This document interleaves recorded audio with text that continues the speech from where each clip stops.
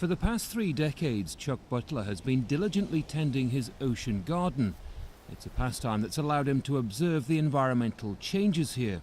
And like many along Florida's east coast, he's witnessed the effects of storms and rising waters.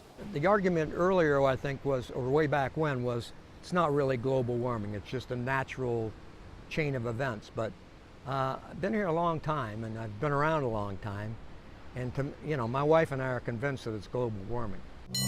Just down the road in historical St. Augustine, they've also seen their fair share of change. The streets here fill with salt water as much as 10 times a year, something that even a new seawall can't hold back. Civil engineer Reuben Franklin says the city gets little help from the state, and without it, the future could be bleak. I know I wouldn't feel very good knowing that my property one day is not going to be worth much, and the place I call home is going to be a memory instead of a place to live and work. The problem is one of skepticism over sea level projections and climate change science.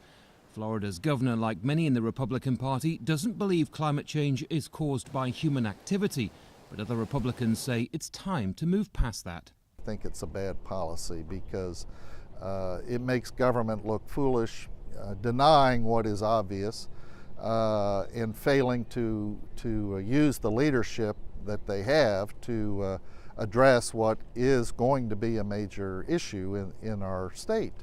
Whether you think this kind of severe beach erosion or even physical damage is down to man-made climate change or not is pretty irrelevant to people living in this community. Florida remains on the front lines of rising sea levels, and many just want to see some kind of plan of action. Andy Gallagher, Al Jazeera, St. Augustine, Florida.